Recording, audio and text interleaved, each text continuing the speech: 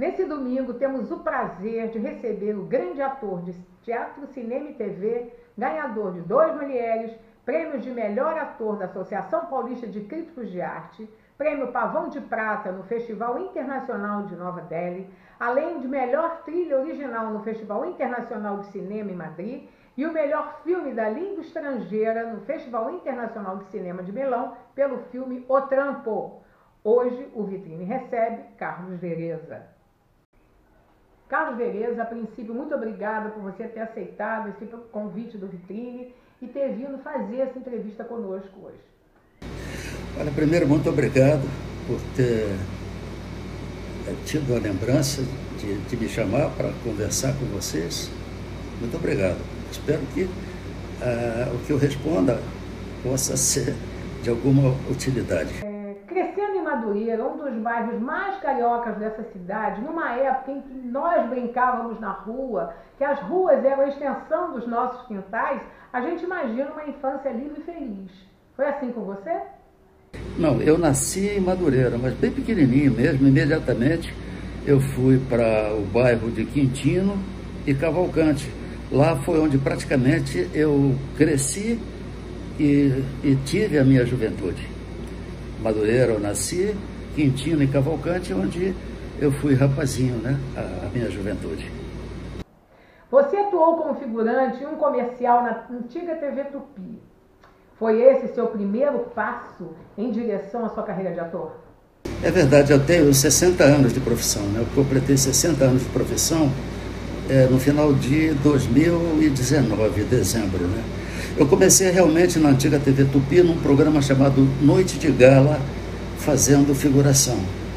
Eu fiz figuração durante entre 6 a 8 meses, até que depois, tendo gravado, que era ao vivo, né? Tendo feito um programa que era um teleteatro ao vivo, sem videotape, né? Ao vivo mesmo, né?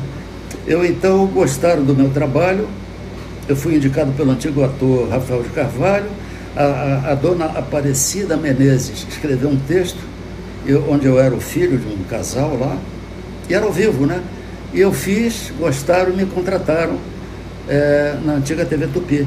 Contrato que durou 1 ano, porque depois, infelizmente, a TV Tupi faliu.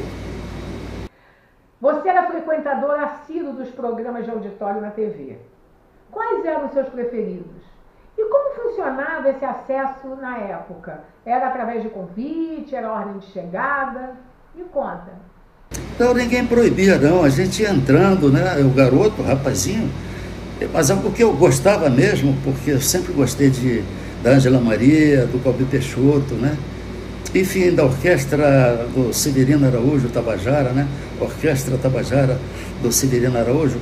Eu ia muito no que eu gostava mesmo, que era o programa do César de Alencar, na antiga Rádio Nacional.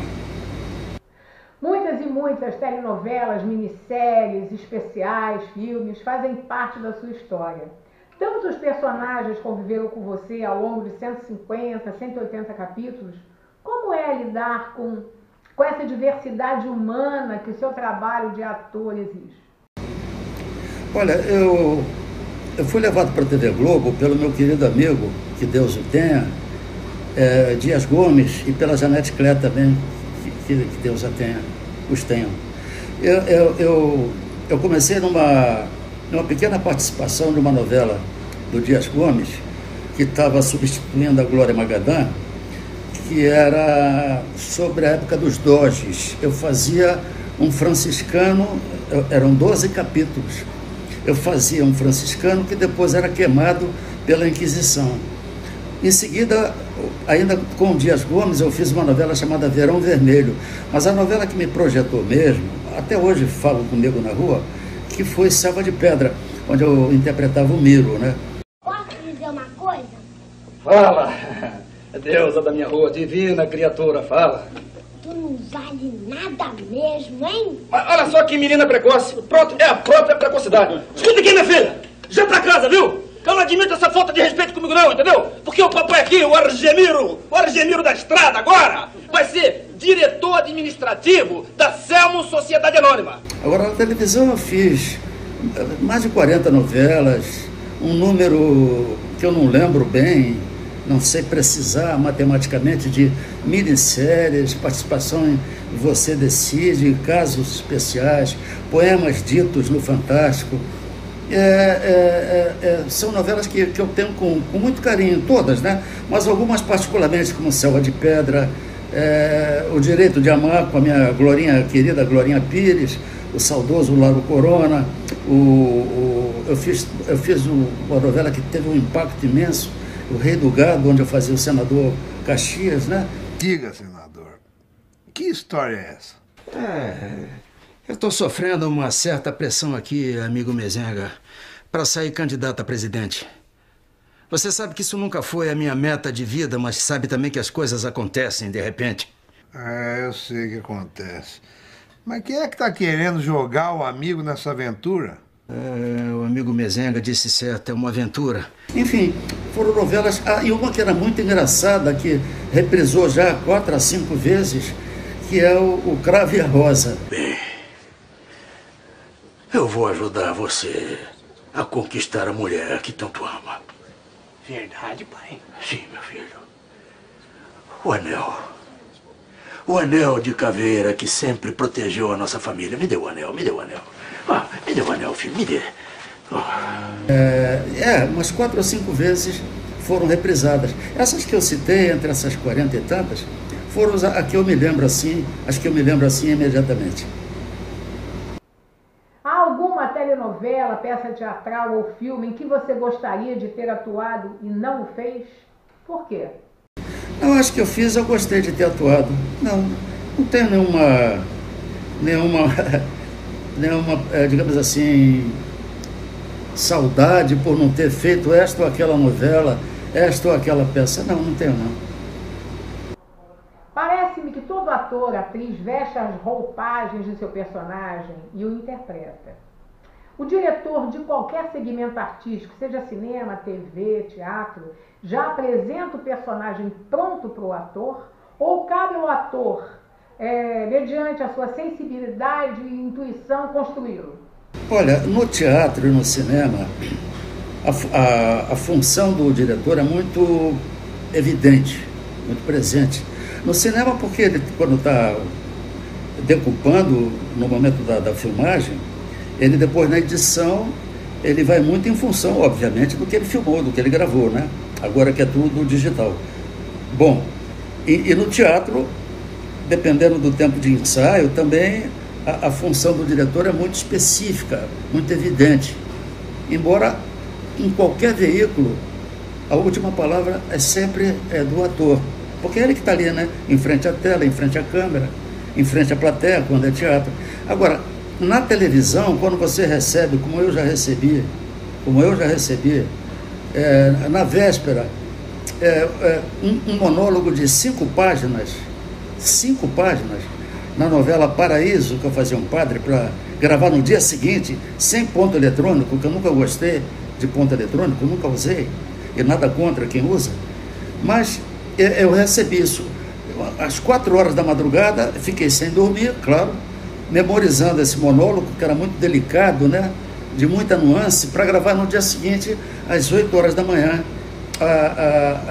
na novela Paraíso, onde eu fazia um padre.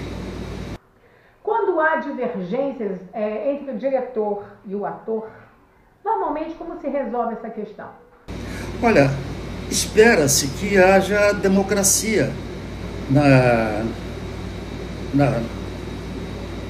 tanto na televisão, no teatro e cinema, né? Se você tem um clima de competição em qualquer desses meios de comunicação, não vai dar certo. Por mais que tenha um maravilhoso texto, um belíssimo diretor e um elenco maravilhoso, não vai dar certo. O importante é que tenha uma egrégora de amor, de fraternidade, de colaboração, sem ego, sem competição. Então, quando esse clima é agradável, com certeza o resultado é sempre de grande impacto intelectual e emocional para quem esteja assistindo, sem a menor dúvida. Você atuou em Memórias do Cárcere, com direção de Nelson Pereira dos Santos, filme baseado na obra de Graciliano Ramos, preso pela Polícia Política do Estado Novo de Getúlio Vargas. Também trabalhou na minissérie Agosto, baseada no livro de Rubem Fonseca, que relata os acontecimentos que culminam no suicídio de Vargas. Qual a sua percepção do público mediante esses acontecimentos? As pessoas tinham conhecimento desses fatos da nossa história? Olha, o povo, você tem 15 milhões de analfabetos, 35 milhões de analfabetos funcionais. Infelizmente, o povo é sempre massa de manobra, né? É sempre refém dos populistas de plantão, né? O Getúlio causou um grande impacto popular, né? Ele era muito amado pelo povo e ninguém esperava aquele desfecho trágico, aquele suicídio do Getúlio teve um grande impacto na população.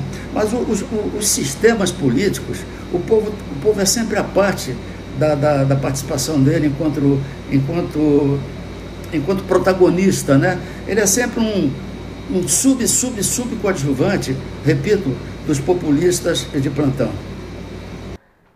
Você, como ator brasileiro, você acredita ser relevante usar principalmente a teledramaturgia para divulgar nossos escritores e nossa história? Não é a questão de ajudar, é que o teatro, a televisão e o cinema, nós temos grandes autores, grandes dramaturgos.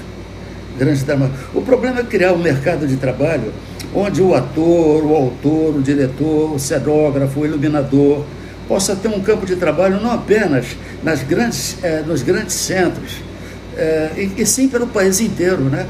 Onde poderia ter companhias de teatro que viajassem pelo país de uma ponta a outra, onde fossem construídas salas de exibição, onde o diretor pudesse fazer um filme e com certeza até onde ele pudesse distribuir. O que é que acontece atualmente? Não, já de um tempo para cá. As salas, elas foram monopolizadas por grandes trustes de distribuição. Então, por exemplo, eu dirigi o meu primeiro longa-metragem, O Trampo, né? Eu escrevi o roteiro, o argumento, eu dirigi e interpretei. Muito bem, muito bem.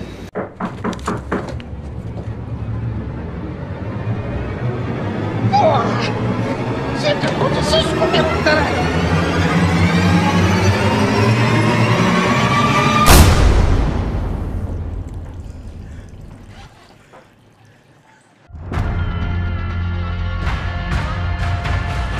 Ele tinha um ditado: mulher precisa apanhar. Se não aprontou ainda, amanhã ela vai aprontar. Não, eu acho que esse não é... E não é que eu aprontava. Não. Quem gosta de velho é bengala. Olho por olho, dente por dente. Olho por olho, dente por dente. Meu irmão, o caso é o seguinte: a juíza é como um truque de mágica. A juíza sumiu, ninguém sabe, ninguém viu. Eu estou com um filme pronto, né? Ganhei 2 prêmios internacionais. Melhor trilha, eu não estou contando isso para amaciar meu ego, não. É como dado mesmo, né? Dado estatístico. Eu ganhei melhor trilha original sonora no Festival de Cinema Internacional de Madrid e melhor filme de língua estrangeira no Festival Internacional de Milão. Muito bem, e daí? Eu não tenho como distribuir meu filme, sobretudo agora em época de pandemia. Mas sim, isso aí é um problema que deveria ser encarado com muita responsabilidade pelos chamados governantes do momento, eu acho. Que livro você gostaria de ver adaptado para o cinema? A Angústia, do Graciliano Ramos. A luta pela regulamentação da carreira de ator começou há décadas, né? Finalmente, em maio de 1978, foi aprovada a Lei 6533 para as habilitações de ator, diretor e cenógrafo. Após tantos anos, a regulamentação profissional trouxe mudanças relevantes para o meio artístico? Não trouxe, quer dizer, os sindicatos não são prestigiados. Eu estou falando pelo menos aqui do Rio, né? não são prestigiados. Né? Os associados às vezes não pagam a mensalidade é ridícula, R$20, né? Com a moeda atual. E isso mantém a classe desunida e frágil quando vai fazer alguma reivindicação em relação aos proprietários dos meios de comunicação, por exemplo. Né?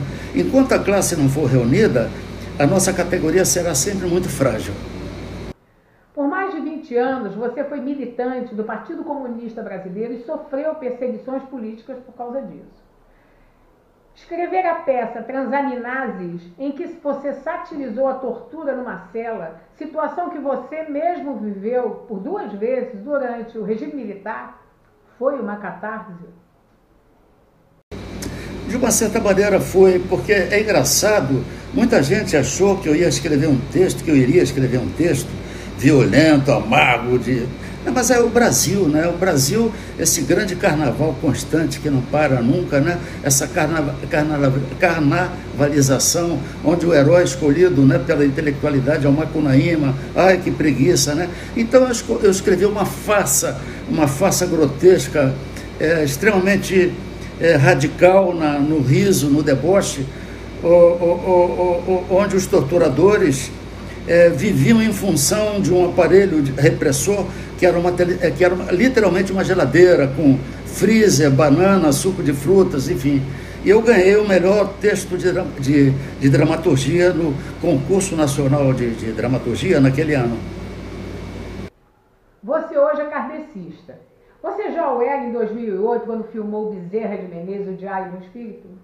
E como foi interpretar uma pessoa de tal significância espiritual? Essa pergunta eu me fiz. Como é que pode um pecador interpretar um santo, né? Então eu pensei assim, Vereza, o que você tem de melhor dentro de você, onde possa ser o grande impulso, o grande estímulo para você se aproximar muito vagamente, muito anos-luz de defasagem de um homem santo como o Dr. Bezerra de Menezes. Os fazendeiros de Campos, e eu dou testemunho, querem, como disse o nobre deputado, desenvolver as suas indústrias. Mas tem-se visto homens cultos, de elevada posição social mesmo, desconhecerem os princípios mais humanitários. E os abolicionistas querem e devem conter os desmandos destes homens, mas o fazem dentro dos princípios e dos limites determinados pelas leis deste país. E assim eu fiz. E foi o primeiro filme que abriu esse veio, né, de filmes espíritas, que foi realmente o filme do Dr. Bezerra de Menezes. Eu já era espírita naquela época. Carlos Vereza, você que atuou em mais de 30 peças, 10 filmes, foram várias as novelas, vencedor de inúmeros prêmios, atuante em defesa de sua categoria e contra as más condições dos trabalhos dos atores, como é que você encara a situação da arte e da cultura no Brasil atual? Nada. Não existe. Não existe. O Bolsonaro, ele traiu as promessas de campanha, né? Traiu totalmente as promessas de campanha. E ele realmente não tem nenhuma preocupação com teatro, com cinema. Não tem preocupação. Não tem. Então, o que nós assistimos hoje em dia é a ausência absoluta de qualquer investimento na área cultural. Ainda há pouco, o governo praticamente fechou a Cinemateca Brasileira, com mais de 250 mil filmes, com toda a história, não só do cinema nacional e estrangeiro, mas particularmente com a história do Brasil. Está lá fechada a Cinemateca, né? E não há verbas para o audiovisual. Eles não perceberam ainda que o audiovisual é profundamente rentável, entendeu? Há alguns anos atrás, o audiovisual rendeu por ano 20 bilhões de reais. Mas não há interesse. A política vive um momento efervescente. Você, como grande parte da população brasileira, criou grandes expectativas com o governo de Bolsonaro. O que te levou a mudar de ideia? Você recebeu muitas retaliações por causa disso? Olha, todo candidato, infelizmente não é o caso, devia trazer uma bula de contraindicação, né? Por que eu votei no Bolsonaro? Eu e, digamos, a metade dos 57 milhões de eleitores. O grande cabo eleitoral do Bolsonaro foi o Lula. O Lula, o terror que nós tínhamos à época de um BNDE roubado, Petrobras roubada, empréstimo para ditaduras africanas, mensalão, petrolão. Nós votamos na primeira possibilidade que havia, porque os demais candidatos também tinham envolvimento com a Lava Jato, né? Não vou ficar aqui citando nomes. Então, o menos pior, essa é a tragédia nossa, o menos pior naquele momento era o Bolsonaro, porque naquele momento não havia nenhuma mácula de corrupção na biografia dele. Enfim, votamos, como sempre, prendendo a respiração, no menos pior. E a partir do cabo eleitoral, que foi o Lula, né? O horror do Lula. Agora, talvez eu esteja adiantando a próxima pergunta. Por que eu deixei de apoiá-lo? Por quê? Porque ele traiu, né? Ele não avisou na campanha que ele tinha 3 filhos mimados, 3 rebentos, que dominam, que mandam no governo. E nem avisou na pré-campanha que quem ia governar o país seria Olavo de Carvalho. Quando eu percebi isso, logo nos 3 primeiros meses, eu comecei a avisar ele. Eu avisava ele. Eu mandava recado pelo WhatsApp, eu telefonava para ele. Depois ele foi parando de me atender. Eu digo, bom, é mais um equívoco na trágica história desse país. Aí eu parei de apoiá-lo. E quando ele demitiu injustamente o Bebiano, aí foi a gota d'água. Essa gota d'água ficou pendurada até que ele mexesse com vidas. Quando foi que ele mexeu com vidas? Quando ele começou a demitir ministros da educação para colocar um general que não tem a menor competência para o cargo. Aí eu saí fora e passei a denunciá-lo com a mesma ênfase que eu ajudei a elegê-lo. Outro assunto polêmico que está agitando as redes sociais é a escolha de Tami para a campanha do Dia dos Pais da Natura. Você publicamente declarou sua posição contrária. Por quê? Deixa eu te colocar uma situação. A Tami pode vir o mundo inteiro contra mim. A Tami é mulher. Se ela não se aceitou como mulher, por que eu tenho que aceitá-la como pai? Claro que não.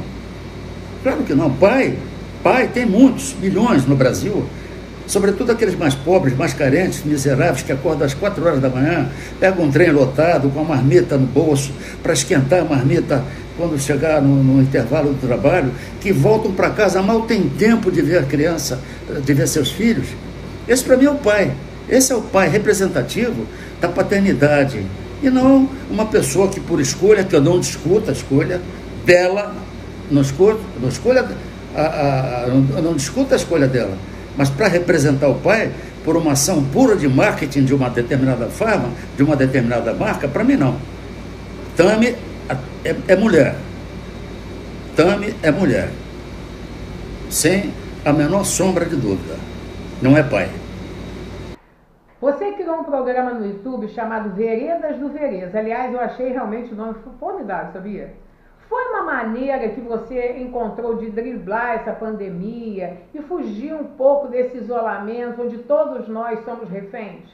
Olha, o blog e o meu canal agora, que tem o nome das Veredas do Vereza, é antigo.